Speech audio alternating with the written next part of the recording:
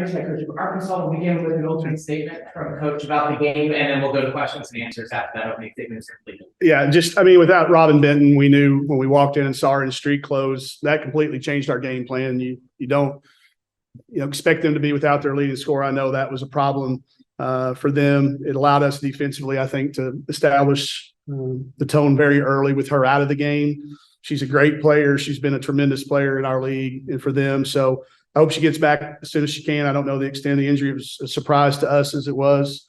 But I thought our kids didn't fall for the old banana and tailpipe trick, as they say in Beverly Hills Cop. I've been a part of a lot of teams whose best player didn't dress out and they let down and they would lose the game. So I'm glad our veterans didn't allow that to happen. And then as a result, like I said, I think our defense was the difference early, and our offense kind of caught up as the game went along. Questions? It felt like obviously you just put it in the basket on you guys. Yeah. What do you feel like your defense is doing so well out there today? I think they were keeping them from getting it to their usual spots. Obviously when Benton's out there, you can't help as much. We were able to put Sailor kind of as a little bit of just challenge it just a little bit more. And then Blair gets 2 quick fouls. I mean, let's not discount the fact that not only did Robin not play, we put that inbounds play in specifically to draw a foul. And we got that second quick foul on her. And I thought her not playing, well, obviously she came back in the second quarter and sparked them going into so I'd like to tell you it was our defense. And maybe it is. I do think we played hard. And I think we tried to execute, but you're missing 2 of your big ammunitions there too. So I'm not gonna over pat ourselves on the back.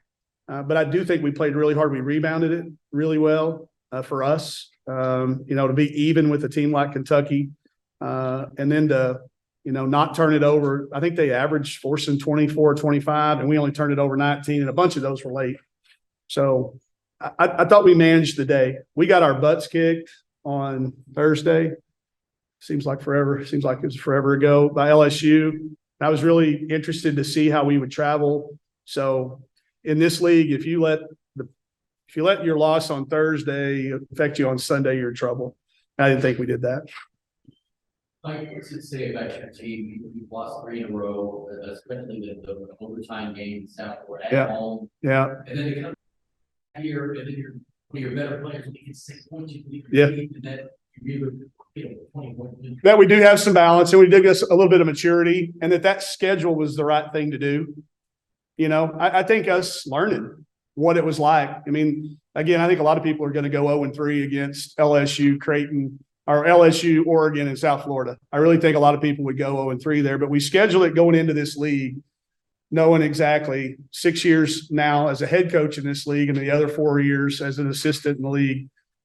If you're not ready on day one, this league gobbles you up. And that schedule can turn on you, and it can go from 1 to 4 to 5 to 8, and your season's over before January's done. So we put our schedule together so that leading into Christmas, we would have at Creighton, San Diego, where we knew we were going to play 2 tournament teams no matter what, because we saw the schedule with LSU starting off. We didn't know that one at the time because that comes out late, but when it came out, I'm like, oh, great, now we're 4 ranked teams in a row. But I do think it will tell our kids that this is why we did what we did, and it kind of justifies that a little bit. But our kids have really done a good job of buying into that the wins and losses will take care of themselves if you keep putting yourselves in positions. We blew 2 late leads, a late lead against Oregon. You obviously saw that in your prep, and one against South Florida. So I was a little leery to sub early tonight. I knew that Kentucky would continue to press probably all the way till the last 1.2 seconds like they did. So no lead's a safe lead in this league, and I'm glad we finished it out.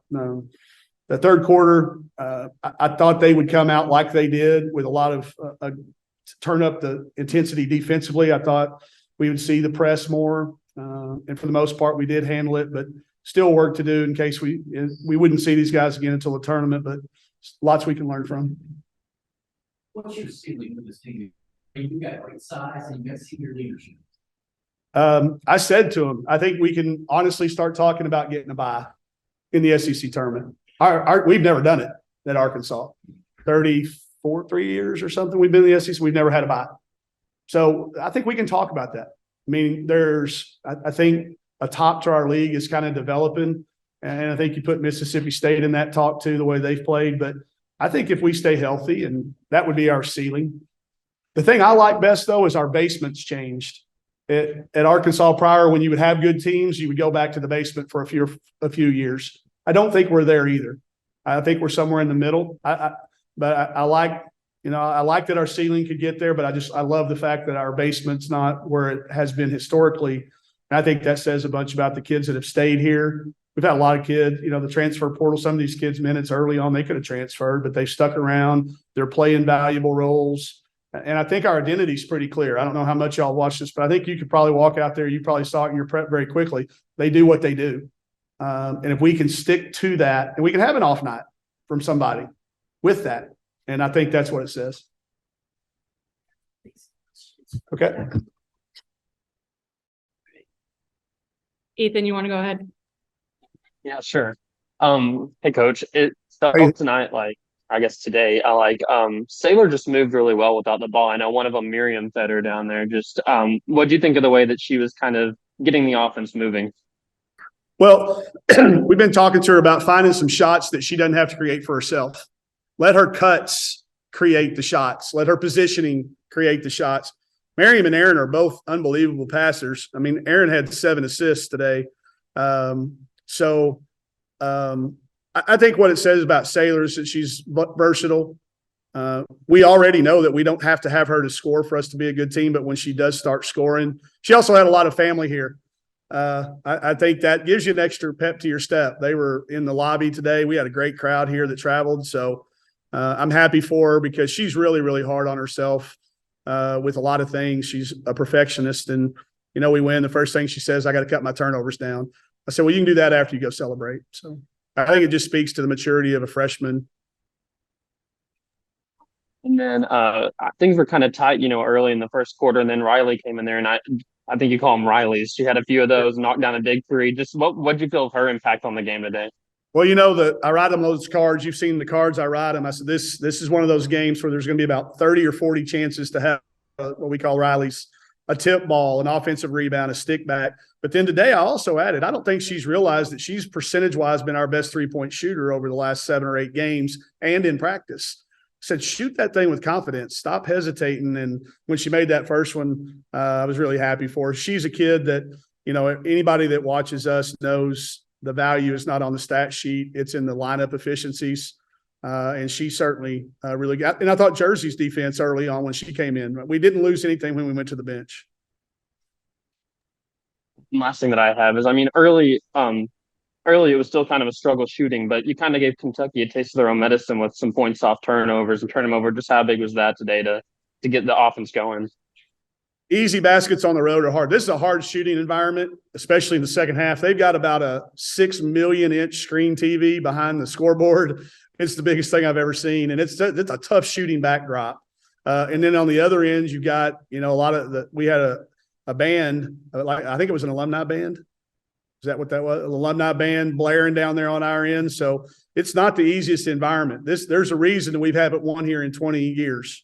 It's been since 2003, I understand. So there's a reason. It's a tough shooting environment. So getting easy half-court layups, Erin being able to find her way to the basket some, and then a few stick backs. But those are massive on the road because you don't rely – 8 for 25, about what we've been shooting. It's actually a decent percentage for us, but we didn't need to rely on those until they went zone in the second half. Had they not gone zone, I don't think we would have made as many threes, but we would have continued to rack up fouls. That's what we traditionally do is rack fouls up, but – once they went zone, 9 out of 11 is a season high for us, I'm sure, percentage wise. That's all that I have. I think Dudley's got his hand up. Dudley, go ahead.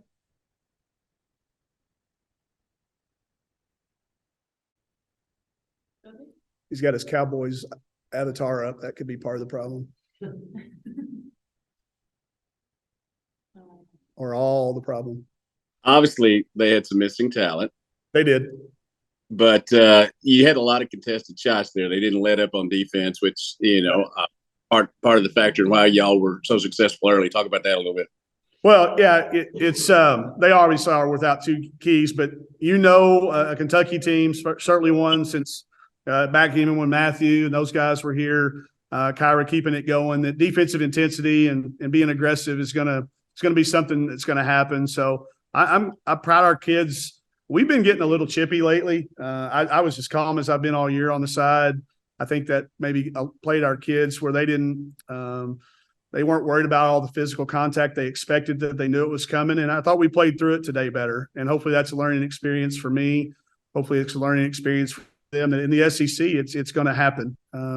So we got a chance to see it on the road against one of the teams that does it as good. You know, this is the SEC, the defending SEC champions. There's a banner up there. Like I said, that they don't have Ryan Howard, and they were missing 2 today. I know that, but this is still a real proud program and one that we'll cherish a win here for sure. Appreciate it.